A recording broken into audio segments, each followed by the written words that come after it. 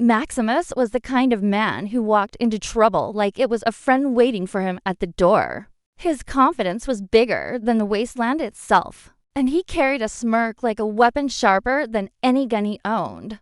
Everywhere he went, things seemed to fall apart behind him, though he rarely noticed. He had that reckless charm, the kind that made people either laugh or groan when he showed up. And for him, life was about the thrill of the next explosion, the next gamble, the next crazy plan that might or might not end in chaos. Alongside him was the ghoul, a creature people often feared or avoided. With skin like cracked stone and eyes glowing with a strange, eerie light, the ghoul was a survivor. Someone who had seen the worst the world could throw at them and lived to tell the story. But unlike Maximus, the ghoul was cautious. Sometimes too cautious, and yet somehow clumsy enough to trip over even the simplest dangers. Together, they were an odd team like fire and dry grass, impossible to control once they started moving, but somehow impossible to separate. The two were wandering through the outskirts of Freeside, a place that had seen better days, but still held the energy of a town that refused to die. Shops leaned dangerously, streets were cracked and littered with debris, and people kept their eyes sharp, wary of any trouble that might come from the wasteland beyond. Maximus swaggered ahead, pointing out buildings he claimed they had to check out, though most of the time it was just him looking for an excuse to sneak inside and see what he could loot. The ghoul followed at a measured pace, muttering sarcastic warnings under their breath about how everything here was fragile, and that one wrong move could turn this entire place into rubble. They argued constantly, Maximus laughing at the ghouls. Caution, the ghoul rolling their glowing eyes at Maximus' brashness. But beneath it all, there was a strange kind of respect. Each needed the other to survive the unpredictable wasteland. Their current mission seemed simple: retrieve an old, experimental weapon rumored to be hidden somewhere in the abandoned workshop near the Freeside power hub. To anyone else, it sounded straightforward enough. But Maximus and the ghoul had a knack for turning simple jobs into disasters. Maximus was already imagining the explosions they could set off, thinking about how impressive it would look when everything went according to his plan.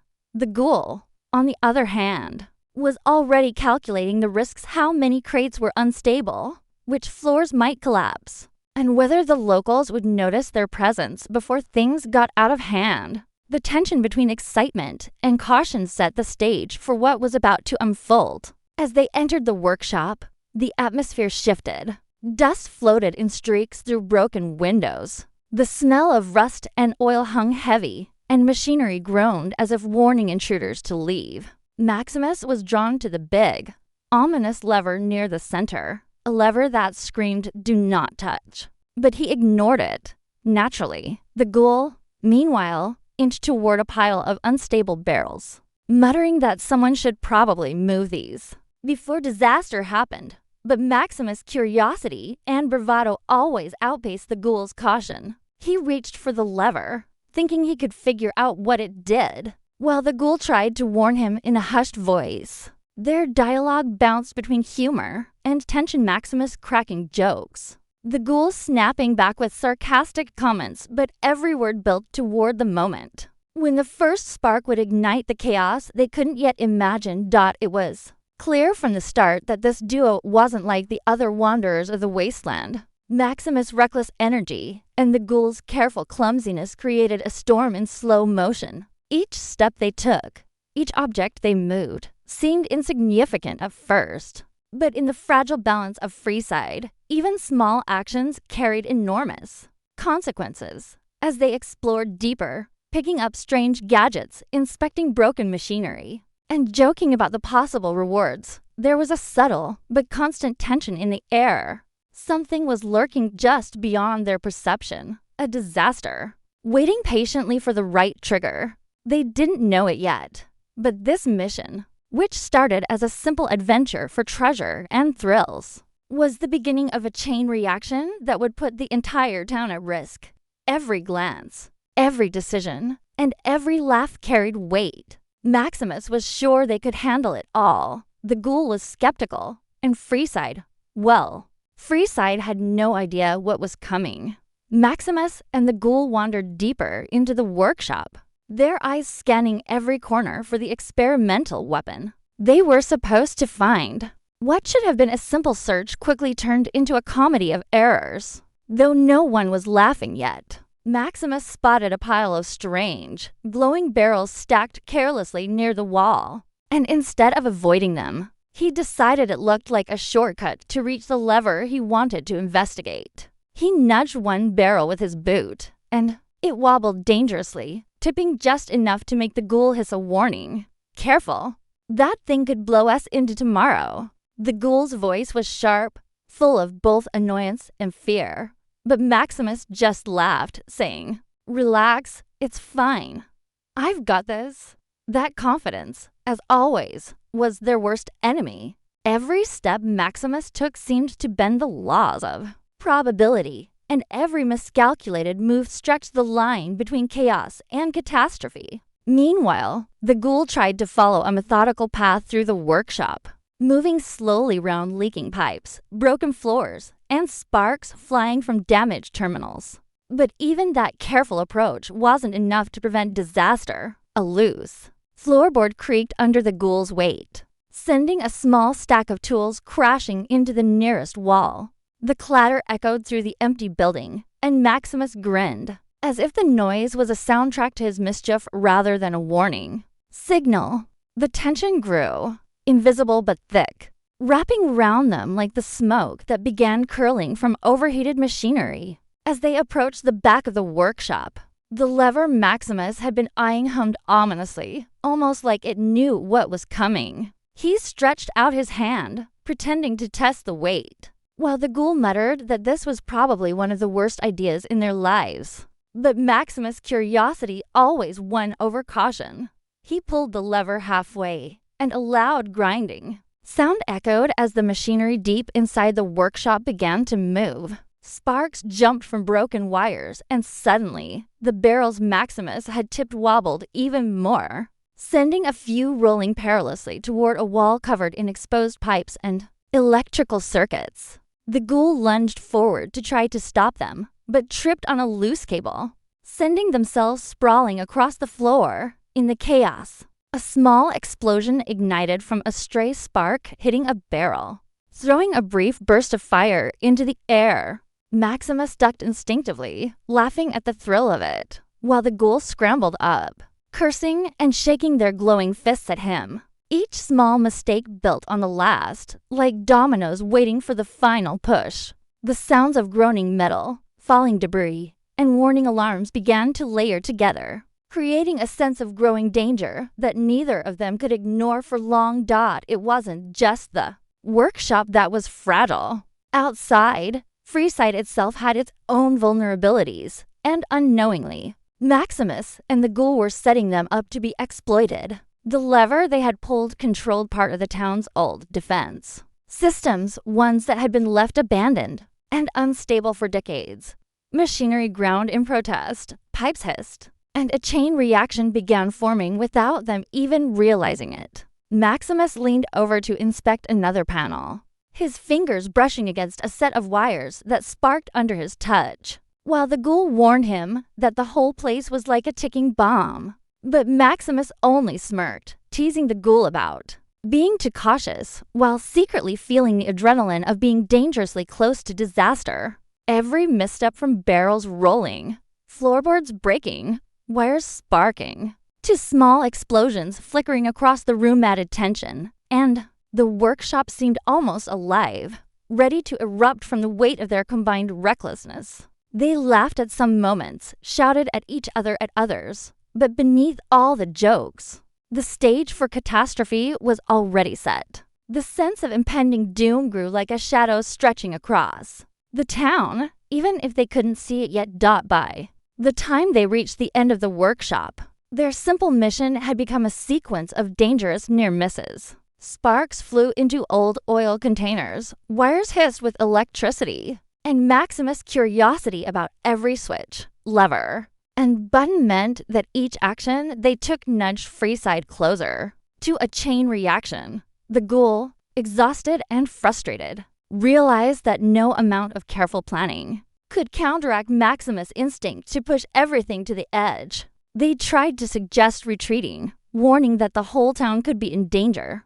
But Maximus, caught up in the thrill, ignored the caution. With a final mischievous grin, he fiddled with a large, unstable machine at the center of the room, unaware that the vibrations were loosening a critical support beam above, while the ghoul groaned and muttered darkly under their breath, realizing that they had officially crossed the line from adventure to accidental destruction. The workshop, once a quiet, abandoned place, had transformed into a volatile trap of sparks, fire, falling debris, and unstable explosives, each element waiting for one final trigger.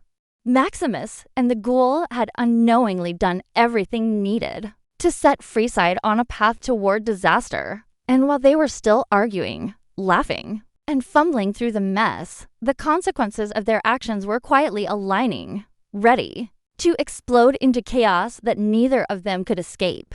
The moment the first explosion erupted, Freeside's fragile calm shattered like glass under a hammer. Sparks from the workshop ignited a chain reaction, sending fire licking across wooden beams, oil-soaked floors, and old barrels stacked in precarious towers. Maximus froze for a brief second, eyes wide, almost enjoying the spectacle, before instinctively ducking as another blast threw debris into the air. The ghoul scrambled desperately to contain the damage, slamming into doors, flipping over tables, and trying to grab anything that could slow the inevitable destruction. But every action seemed to make it worse.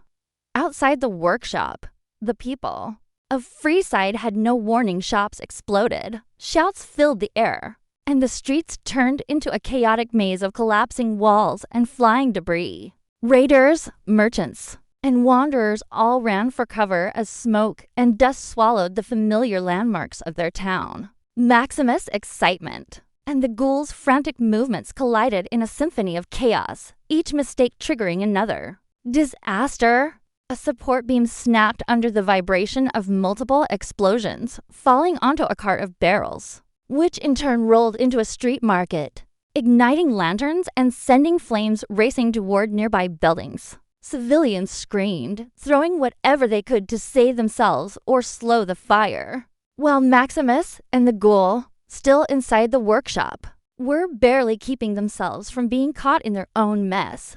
Every corner of Freeside seemed to groan and creak as the destruction spread. Windows shattered, walls cracked, and the ground shook under the weight of multiple simultaneous fires. Maximus, who had initially been laughing, now realized the scale of what they had caused, though he couldn't help smirking nervously at the spectacle of chaos they had unleashed. The ghoul, eyes wide with horror, tried to direct him toward a safer exit, pointing at structural weaknesses that could collapse at any second. But the timing of their missteps was perfect in the worst way possible. Every failed attempt to correct their mistakes sent sparks into oil barrels, which ignited additional fires, which in turn caused the unstable wiring of the workshop's machinery to short-circuit, producing showers of electric sparks and small blasts that echoed like gunfire across the town. The heat was suffocating, the smoke blinding, and yet somehow, in the middle of the chaos, Maximus and the ghoul kept moving, dodging debris and shouting at each other over the roar of destruction. Outside, the streets became impossible to navigate. People tripped over rubble, animals bolted into alleys, and the familiar sounds of Freeside market chatter, horses' hooves, and casual arguments were replaced with screaming, crashing, wood, and explosions that rattled every wall. Each second of delay magnified the destruction, and it became clear that no simple action could stop it now. The fire began spreading to the neighboring shops and homes, climbing walls with almost unnatural speed, as if the town itself were reacting to their presence, punishing them for their reckless interference. Maximus, in a rare moment of seriousness, tried to focus on stopping the spread, but every machine he fiddled with seemed to betray him. responding with louder bangs or hissing steam that sent him and the ghoul scrambling. The ghoul tried to drag him toward the exit, muttering curses and panicked suggestions. But the heat, smoke, and flying debris made every step a gamble. Explosions erupted in waves, first in the workshop, then in the adjoining streets, and finally, in the market square. Freeside's residents ran through the streets, some helping others, most simply trying to survive, while Maximus and the ghoul continued their frantic dance inside the building, unaware of exactly how close they were to being buried under collapsing walls. As the destruction escalated, the town's power hub, already unstable, began to fail catastrophically. Sparks jumped from overloaded circuits, shorting out lights and causing alarms to wail, like the cries of the frightened townsfolk. Fires spread through the wooden walkways, licking the sides of buildings, while debris rained down from above. Maximus and the ghoul, exhausted and singed by smoke and heat, finally realized that their actions had set off a perfect storm of chaos. The town, once vibrant with life and color, was now a scene of near-apocalyptic devastation. And yet, amid all the collapsing buildings, flying debris, and panicked citizens, there was still a strange, grim humor in how completely they had managed to destroy everything unintentionally. Maximus looked around, eyes wide and sweaty, and even he had to admit it. Freeside would never look the same again. The ghoul, trembling but still trying to maintain some sense of order, muttered darkly about how this was exactly why we never touch anything, as the smoke and flames enveloped them, signaling that the full extent of their accidental destruction had only just begun. The dust finally began to settle, though the air remained thick with smoke, ash, and the acrid scent of burned wood and oil, leaving Freeside barely recognizable. Streets were littered with rubble, market stalls were nothing more than smoldering ruins, and the once bustling alleys were now eerily quiet, except for the occasional crack of collapsing beams or the groan of damaged structures. Maximus stumbled out of the workshop, coughing and squinting through the smoke, his clothes singed and streaked with grime. The ghoul followed closely, their glowing eyes scanning the devastation with a mixture of horror and disbelief.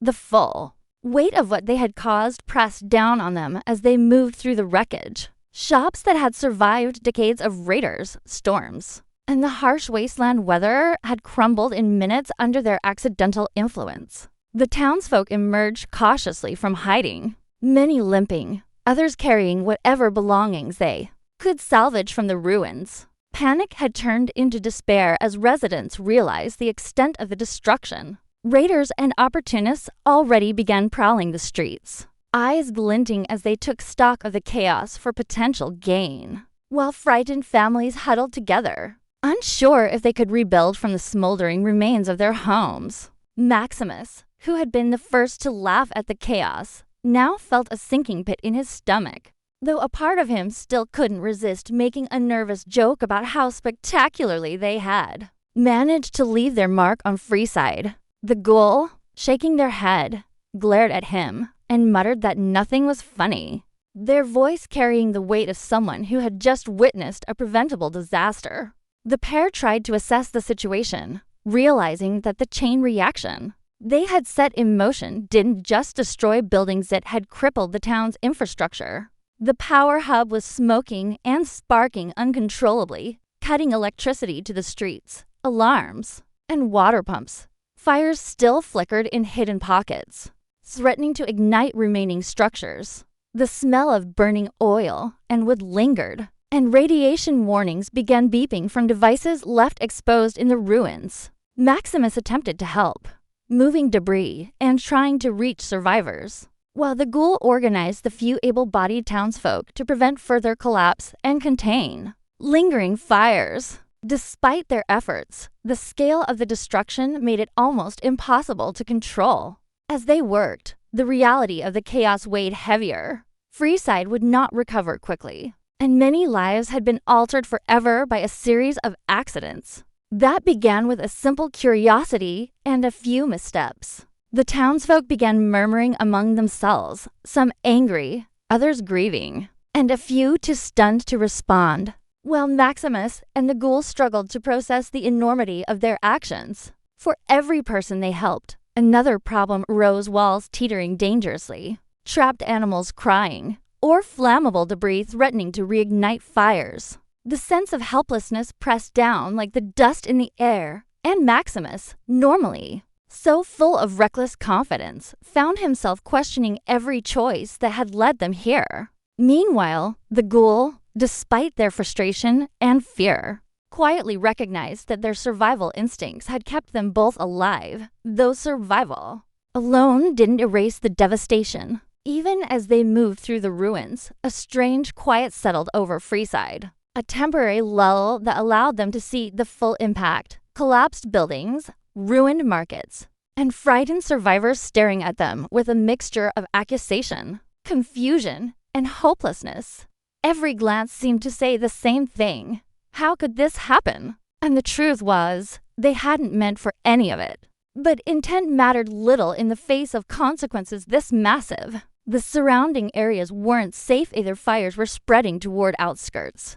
Radiation hotspots were forming from damaged equipment, and the once vibrant town had become a dangerous wasteland almost overnight. Maximus and the Ghoul trudged through the streets, helping when they could, but the weight of responsibility pressed on them like never before. They had set Freeside on a path of near-total collapse, and though some hope remained in rebuilding, the scars of their accidental destruction would linger for years. Even the raiders, opportunistic as they were, paused at the scale of what had happened, realizing that this disaster wasn't ordinary chaos. It was an unprecedented collapse, caused by two unlikely wanderers who had unknowingly rewritten the fate of the